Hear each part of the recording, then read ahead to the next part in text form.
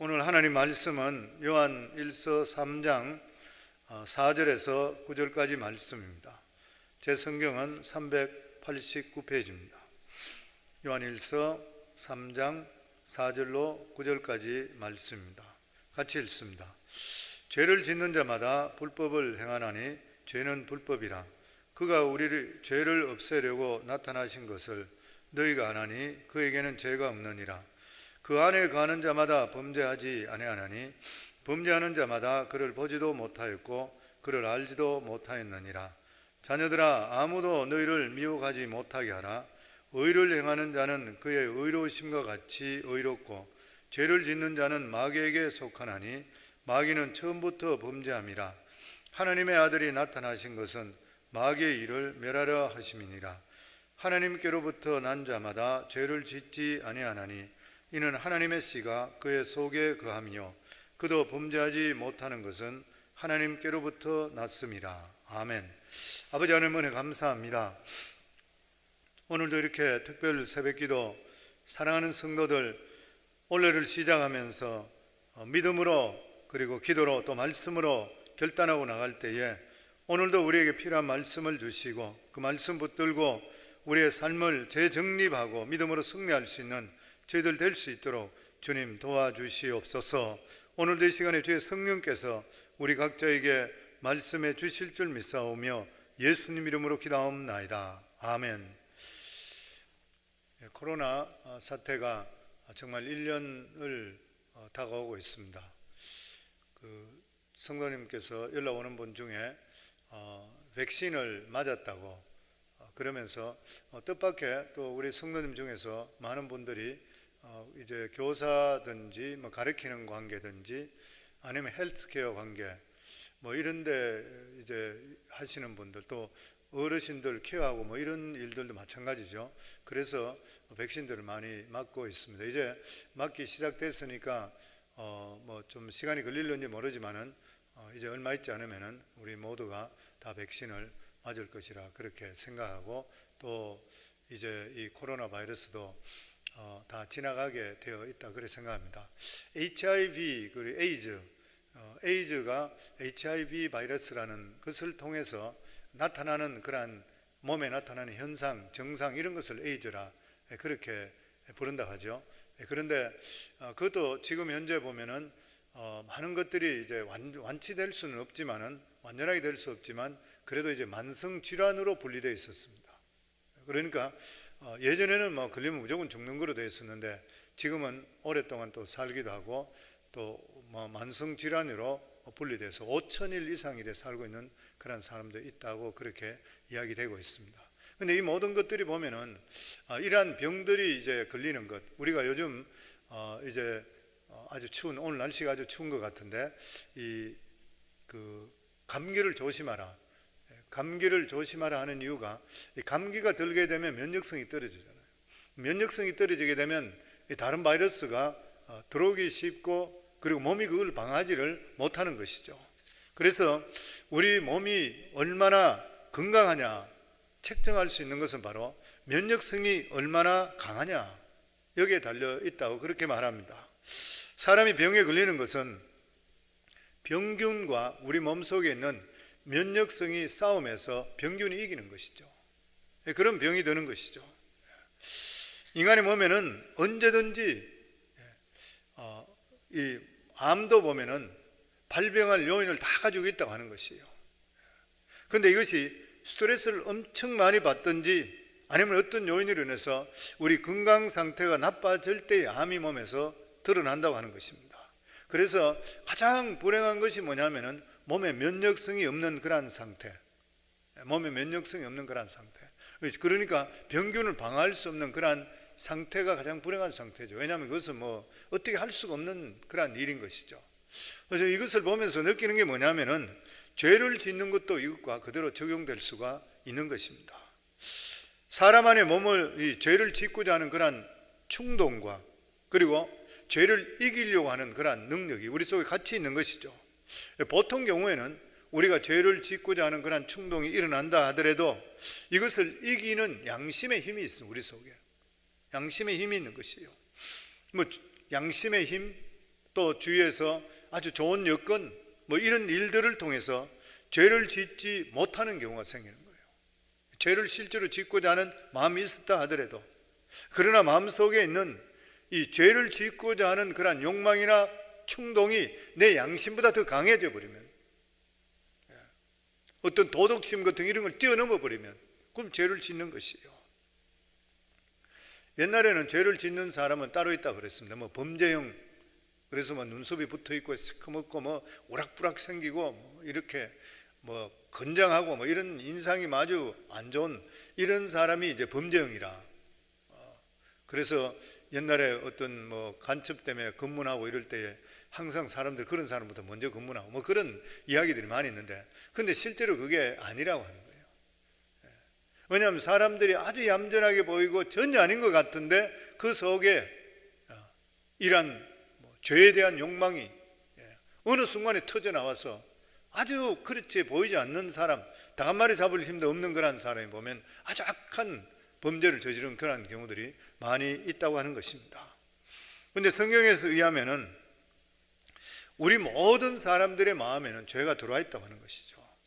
이것은 마치 모든 사람의 몸에 병이 들어와 있는 것과 똑같은 것인데, 언제 발병하느냐가 문제인 것이에요. 언제 발병하느냐. 그런데 하나님께서는 예수 그리스도를 우리에게 보내주셔서 죄를 이길 수 있는 그러한 새로운 하나님의 성품, 곧 성령을 우리에게 허락해 주셨습니다. 결과적으로 우리 속에 있는 하나님의 성품인 성령의 능력으로 죄를 이길 수 있게 하시는 것이에요. 그런데 이러한 상태에 대해서 정확하게 고백한 것이 사도 바울의 로마서입니다. 우리 로마서 7장 18절로부터 우리 25절까지 저희들 같이 한번 읽겠습니다. 내 속 곧 내 육신의 선한 것이 거하지 아니하는 줄을 아노니 원함은 내게 있으나 선을 행하는 것은 없노라. 내가 원하는 바 선은 행하지 아니하고 도리어 원하지 않는 바 악을 행하는도다. 만일 내가 원하지 아니하는 그것을 하면 이를 행하는 자는 내가 아니요 내 속에 거하는 죄니라. 그러므로 내가 한 법을 깨달았노니 곧 선을 행하기 원하는 나에게 악이 함께 있는 것이로다. 내 속사람으로는 하나님의 법을 즐거워하되 내 지체 속에 한 다른 법이 내 마음의 법과 싸워 내 지체 속에 있는 죄의 법으로 나를 사로잡는 것을 보는도다. 오호라, 나는 공고한 사람이로다. 이 사망의 몸에서 누가 나를 건져내랴. 우리 주 예수 그리스도로 말미암아 하나님께 감사하리로다. 그런즉 내 자신이 마음으로는 하나님의 법을, 육신으로는 죄의 법을 섬기노라. 너무나도 정확하게 사도 바울이 우리의 심령에 대해서 표시하고 있습니다. 예수님께서 이 세상에 오신 것은 죄를 이길 수 있는 힘을 주시기 위해서 이 세상에 오셨습니다. 그래서 여기 보면 오호라, 나는 공고한 사람이로다. 이 사망의 몸에서 누가 나를 건져내라. 우리 주 예수 그리스도로 말미암아 하나님께 감사하노라. 예수님이 우리 속에 오시지 않으면, 하나님께서 이러한 능력을 주시지 않으면 우리 결코 죄를 죄고치 여기지 않고 죄를 이길 수가 없다고 하는 것입니다. 그래서 하나님께서 우리에게 가장 중요하게 보는 것은 뭐냐면은 우리가 얼마나 똑똑하냐, 얼마나 성공하느냐, 이것을 보시는 것이 아니고 얼마나 죄를 이기며 살아가느냐, 이걸 중요하게 여기시는 것이에요. 그렇다면은 죄라는 것이 대간절 무엇인 것인가? 오늘 그것에 대해서 4절에 이렇게 말을 합니다. 죄를 짓는 자마다 불법을 행하나니 죄는 불법이라. 사람들은 죄에 대해서 다양한 생각을 하고 있습니다. 어떤 사람은 가진 것이 없어, 우선 먹을 것이 없기 때문에 어쩔 수 없이 저지른다. 그래서 뭐 훔치고 뭐 이런 일을 했는 것, 이걸 보고 생계형 범죄라 그렇게 이야기하죠.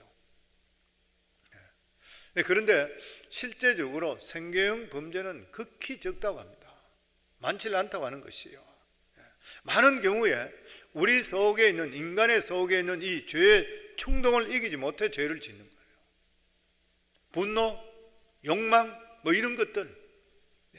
그 죄라고 하는 것은 뭐냐면 사람 속에 있는 이러한 분노, 욕망, 충동이 행동으로 옮겨져서 다른 사람에게 피해를 주는 것이에요. 그런데 감사하게도 하나님께서 우리에게 양심이라는 것을 주셨습니다. 이 양심을 주셨기 때문에 죄와 이 어떤 욕망, 분노, 충동 이런 것이 솟아나더라도 행동으로 옮기지 못하도록 양심이라는 것을 통해 우리 속에 안전장치를 해놓으신 것이에요. 그런데 우리 속에 일어나는 분노든지 이런 욕망 같은 게 양심을 이길 수 있도록 너무 세버리면 튀어나가 버리는 거예요. 이게 우리 속에 항상 잠재되어 있는 것이에요. 그러니까 우리 삶 속에 죄를 짓는 여부는 충동이 강하냐, 양심을 억제하느냐, 우리 속에 면역성이 강하냐, 아니면 병균이 강하냐, 마찬가지인 것이죠. 왜냐하면 우리 모두 다는 이 잠재적으로 모두 다 죄성을 가지고 다 있잖아요. 우리는 죄 가운데 태어났고, 우리는 죄 가운데 살아가고 있습니다. 그러니까 항상 우리 속에는 죄의 세력이 있는 것이에요. 아무리 멀쩡하게 보기에 괜찮아 보인다 하더라도 그 사람 속에는 다 죄의 세력이 있는 것이에요. 우리가 알지 못하는 무서운 죄의 본성이 우리 속에 있는 것이에요. 단지 아직까지 양심을 통해서 죄가 행동으로 옮겨지지 않았다고 하는 것입니다. 그래서 항상 우리의 잠재 속에는 죄의 불덩이가 타고 있습니다. 그래서 예전에 자주 말씀드렸듯이 우리에게 두 가지 불이 있다고 그랬죠.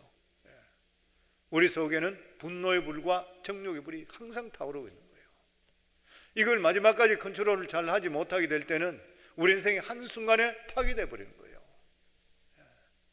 머리가 돌아버리는 완전 분노로서 눈에 보이지 않게 완전히 돌아버리고, 아니면 정욕에 불러서 자기 행동을 제어하지 못하고, 이건 항상 우리가 가지고 있는 그런 것이라 그랬죠. 그러면서 오늘 본문에 보면 죄를 불법이라 그랬어요. 다른 말로 이야기한다면 죄라고 하는 것은 하나님께서 정해 놓으신 선을 넘어가는 거라. 하나님의 정해진 선에서 넘어가니까 불법인 것이죠. 선을 넘어가 버리니까. 하나님께서 우리 한 사람 한 사람에게 넘어서는 안 되는 그런 선을 그어 놓았습니다. 그것은 우리 인간들이 지켜야 될 안전선인 것이에요. 그러나 우리 인간의 마음속에는 누구에게든지 제재를 받지 않고 싶어하는 욕망이 있습니다. 사람들 모두 다가. 이것을 피조물이 가지고 있는 교만이라고 그러죠. 인간만 가지고 있는 것이에요, 보면. 결과적으로 사람들은 이것 때문에 죄를 짓는 것입니다. 원래 하나님께서 우리 인간을 만드실 때는 우리 인간의 마음속에 악한 마음을 짓지를 않으시는 것이에요. 인간이 타락하고 죄가 들어옴을 통해서 자기가 보지 말아야 될 것, 탐하지 말아야 될 것, 이런 욕망이 우리 속에 들어오면서 그게 사로잡혀 살아버린 거예요. 그래서 누가 뭐라 그러든지 간에 내 욕심대로, 내 생각대로 이루려고 하는 마음들. 결과적으로 이런 죄에 대한 이 결과가 어떻게, 죄에 대해서 어떻게 돼요? 죄에 대한 결과는 심판이잖아요. 멸망인 것입니다. 결국 죄라고 하는 것은 이 세상의 모든 불행의 원인이 되는 것이에요. 사람 속에 있는 죄의 본성은 너무나도 깊고 강하기 때문에 우리 힘으로 해결하기가 너무나 힘든 일인 것이에요. 해결할 수 없는 것입니다. 그런데 이런 인간의 약점을 물고 계속적으로 늘어지는 것이 있습니다. 그것이 뭐예요? 사탄인 것이에요. 그래서 오늘 8절에 보면 죄를 짓는 자는 마귀에게 속하나니 마귀는 처음부터 범죄함이라. 하나님의 아들이 나타나신 것은 마귀의 일을 멸하려 하심이라. 이 사단이라는 악한 존재가 이 죄의 본성에, 우리 속에 있는 죄의 본성에 쇠사슬을 깨버려요. 그걸 끌고 다니는 것이에요. 죄에 끌려다니는, 계속적으로. 그리고 죄를 짓게 하는 것이에요. 사탄은 인간의 약점을 너무도 잘 알고 있습니다. 사탄은 우리가 우리 자신의 약점을 아는 것보다 더 잘 알고 있어요. 저 사람은 어느 쪽이 약하다 정확하게 아는 것이에요. 저 사람은 어떤 쪽에 시험 잘 든다 아는 것이에요, 보면. 우리가 조심하지 않게 되면 정말 사탄에게 끌려다니게 되는 것입니다. 그리고 사탄이 하는 짓은 일단 사람이 죄에 대해서 죄를 짓게 되게 되면 그걸 습관화시켜버려요. 습관화시킵니다. 그 사탄에게 죄의 발목을 한번 잡히게 되면 어지간해서 죄의 습관에서 벗어나지 못하게 하는 거예요. 뭐 마약이든지 알코올 중독이든지 뭐 담배든지 뭐 이런 것들, 도박이든지 뭐 어떤 여러 가지 나쁜, 우리 삶 속에 나쁜 일이 일어나게 하는 이러한 것들을 습관화 만들어버린 거예요. 벗어나지 못하게 만드는 것이에요. 이러한 중독성이 있는 것은 죄라고, 내 마음의 의지로서 끊을 수가 없는 일들은 모두 다 악한 것들이 하는 거잖아요. 내가 이러면 안 되는데, 그런데 내가 못 끊는다. 그럼 악한 것이 지금 틈타 있는 것이에요. 전에도 말씀드렸지만, 우리가 어떤 죄를 짓게 된다, 어떤 나쁜 짓을 하게 된다 하면 그까지는 고속도로가 나버렸다 그러죠. 고속도로가 나 있는 거예요. 가만히 있더라도 그까지 가버리는 것이에요. 우리가 어떻게 거기서 벗어날 수가 없는 것이에요. 사람들이 술을 마시게 될 때도 중독할 때까지 그냥 마셔요.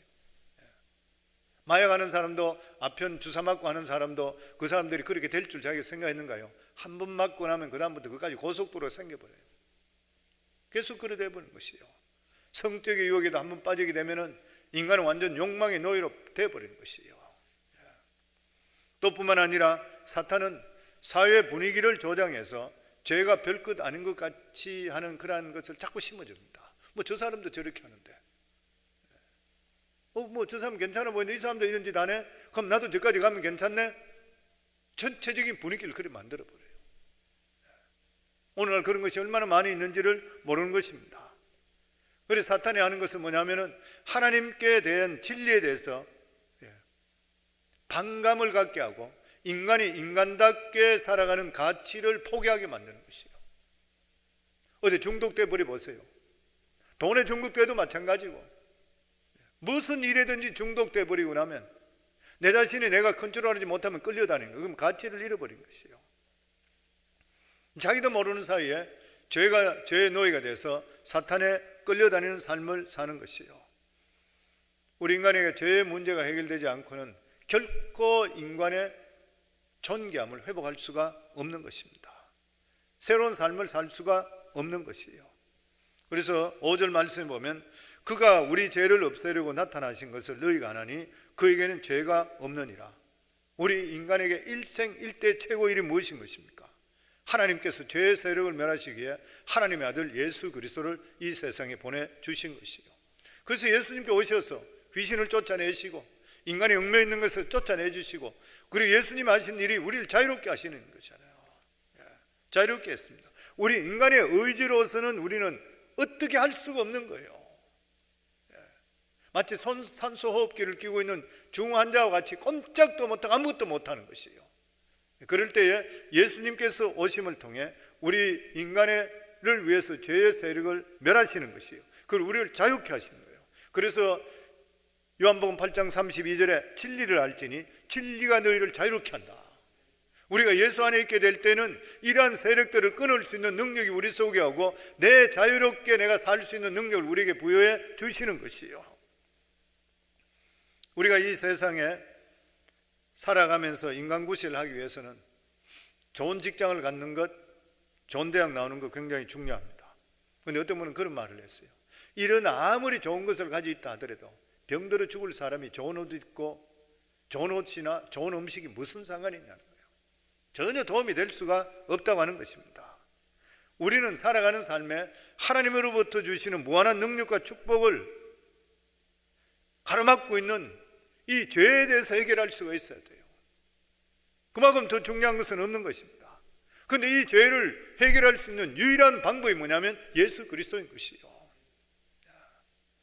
하나님은 우리 죄를 해결하기 위해서 이 죄에서 벗어나기 위해서 엄청난 대가를 지불하셨는데, 그것이 바로 하나님의 아들 독생성자 예수 그리스도를 우리 대신 죽이신 것이요. 죄의 삭은 사망이니까. 그러니까 예수 그리스도가 죽은 것을 우리가 죽은 것으로 간주해 주시는 거예요.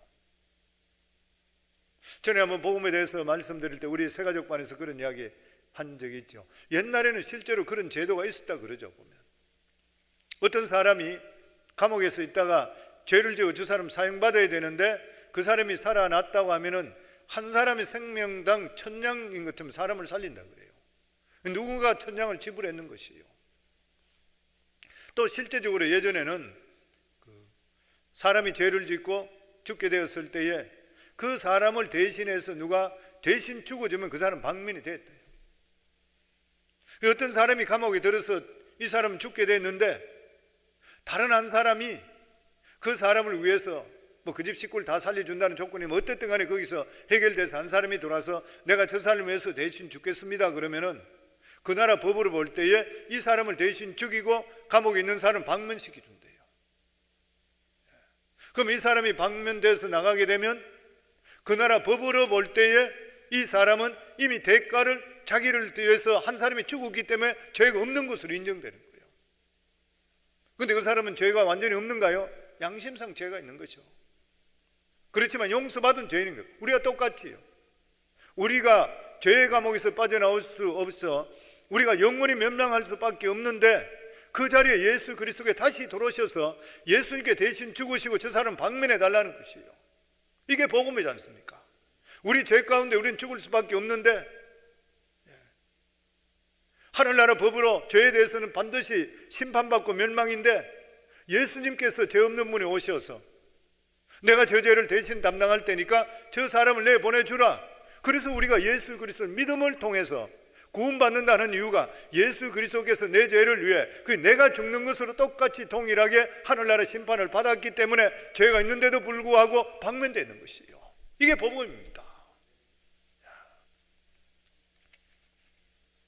그래서 우리에게 이 죄를 해결할 수 있는 유일한 길은 죽어야 되는데 예수 그리스도를 믿음을 통해서 하늘나라 법으로 우리가 죽었다고 인정해서 죄 없는 것으로 인정한 방면됐던 것이에요. 그래서 오늘 9절 말씀에 이렇게 말씀합니다.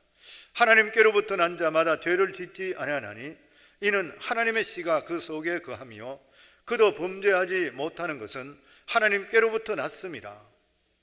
우리가 죄를 짓지 않는 이유가 뭐냐면 바로 우리 안에 하나님의 씨를 주셨기 때문이다.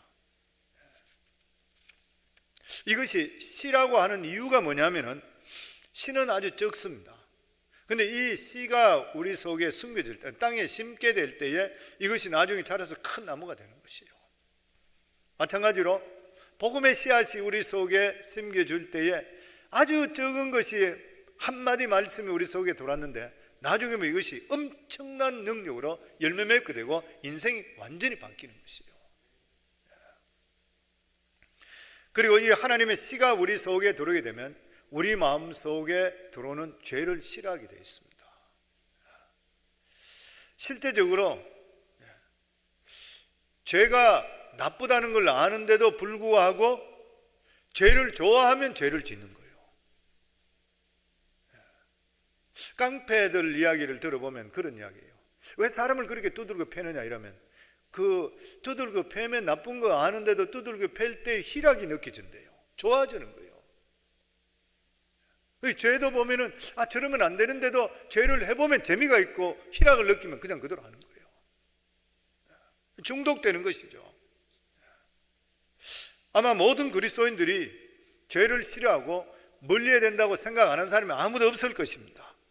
근데 육신이 연약해서 어떻게 할 수 없이 죄에 빠져버리는 것이에요.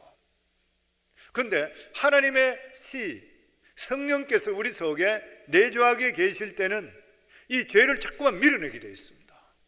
괴로운 것이요. 거짓말하게 되고 잘못된 일을 하게 되면 내 속에 그걸 토해내기 전까지는 굉장히 괴로운 것이에요. 그래서 이러한 것들을 겪게 되면 나중에는 내가 당할 고통, 내 마음속에 죄 때문에 내가 양심이 더러워지고 내가 당하는 그 고통이 싫어서라도 죄를 밀어내버리는 거예요. 이 살면서 우리 삶이 점점 성화되는 그런 삶을 살게 되어 있는 것입니다. 그래서 우리가 예수 그리스도 안에 있게 될 때는 새로운 피조물이 되고 새로운 삶을 살게 되어 있는 것이에요. 지금까지 내 삶이 이 어두움 세계에 있었다 그러면 예수 그리스도를 우리가 모시게 될 때는 정말 광명한 밝은 빛에 나가는 것이에요. 그리고 이제는 내 마음대로 사는 것이 아니라 나를 구원해 주신 예수 그리스도의 마음에 들도록 살게 되어 있는 것입니다. 그래서 우리는 그리스도를 영접했는 모든 하나님의 자녀들은 내가 무엇을 위해 살고 있는지, 앞으로 내가 어떤 인생을 살 것인지 자기 자신이 순간순간 돌아볼 수 있어야 됩니다. 내가 지금 현재 하나님께서 원하시는 삶을 사는 것인가? 내가 어디 엉뚱한데 내가 집중되어 있지는 않는 것인가? 내가 세상 쪽으로 빠져 있지는 않는 것인가? 자기 자신을 돌아볼 수가 있어야 되는 것이요. 그 중에 특별히 가장 중요한 것이 내가 지금 죄에 빠져 있지는 않는 것인가? 우리는 다시는 마귀에게 속지 말고 하나님의 자녀로서의 존귀함을 빼앗기지를 말아야 되는 것이에요. 그럼에도 불구하고 우리들은 아직까지도 우리에게는 죄의 흔적이 남아있고 죄의 습관이 남아있습니다. 이것을 완전히 버리는 것 너무나도 힘든 일이고 중요한 일인 것이에요. 죄의 습관을 잘라버려야 돼요. 그런데 이것을 자를 수 있는 방법이 어떻습니까? 성령 충만밖에 없어요. 그러니까 말씀을 보고 그리고 기도하고 초점을 계속적으로 하나님께 맞춰야 돼요. 그래야지 우리 삶이 영원히 깨끗해지고 우리가 하나님께 드려주는 기도가 응답되는 역사가 나타나요. 하나님과 통로가 막혀있지 않기 때문에 너무나 중요한 일입니다. 그냥 교회 와서 내가 신앙생활 한다고 하더라도 내 세상과 똑같이 살고 이러면서 내 기도 들어도 물론 좋으신 하나님께 들어주실 수도 있지만 항상 들리는 건 아니거든요. 근데 내가 하나님께 맞춰 있다 그러면 하나님께 내 마음의 묵상까지도 들어주시게 되어 있는 것입니다. 우리는 이제는 예수 그리스도로 말미암아 의의 옷을 입었어요. 의의 옷을 입은 게 뭐예요? 예수 그리스도 보혈로 덮여 있는 것이에요. 죄가 있는데도 불구하고 이미 죄값을 치른 자, 의로운 자라는 것이 의의 옷을 입은 것입니다. 그렇기 때문에 우리가 살아갈 때에 하나님의 말씀을 가장 소중하게 여기고 이 말씀대로 살려고 우리 자신이 노력해야 되는 것이에요. 뿐만 아니라 우리들은 주위의 사람들과 교제하더라도 믿음의 바른 교제를 나눌 수 있어야 돼요. 세상 사람들과 교제하고 이런 것이 아니라 믿음의 사람들과 자꾸만 교제를 하셔야 돼요. 왜냐하면 우리 혼자 살 수가 없는 것이에요. 왜냐하면 혼자서는 죄를 이기기가 너무나도 힘든 일인 것입니다. 우리가 그래서 이러한 믿음 안에 살게 될 때 무한정한 축복이 우리를 기다리고 있는 것이고 필요한 것들마다 하나님께서 채워 주시는 것이에요. 우리 8절에서 9절 다시 한번 같이 읽습니다. 죄를 짓는 자는 마귀에게 속하나니 마귀는 처음부터 범죄함이라. 하나님의 아들이 나타나신 것은 마귀의 일을 멸하려 하심이라. 하나님께로부터 난 자마다 죄를 짓지 아니하나니 이는 하나님의 씨가 그 속에 거함이요 그도 범죄하지 못하는 것은 하나님께로부터 났음이라. 이 세상에 두 가지 종류가 있다는 것이요. 아직까지 마귀에게 종노릇 하고 살아가는 그러한 사람, 다른 하나는 하나님께 난 자. 마귀에게 속한 자는 자기 인생만 즐기려고 하는 자들, 죄를 자유롭게 짓는 자들, 말씀 안에 사는 것을 속박이라 생각하는 자들, 하나님 뜻 가운데 사는 것이 자기를 얽맨다 생각하는 그런 사람들. 그런데 우리 인간의 가장 중요한 것이 뭐냐면 죄를 짓지를 않는 것이에요. 우리가 믿음 안에 들어가게 될 때에 분노와 충동을 이길 수가 있는 것입니다. 이런 사람들에게 하나님의 무한하신 축복이 열려 있는 것이에요. 저는 사랑하는 모든 성도님들이 이렇게 살아서 이러한 귀한 복을 받아서 주위 사람들에게 나눠줄 수 있는 정말 복의 통로가 될 수 있기를 주 이름으로 축원합니다.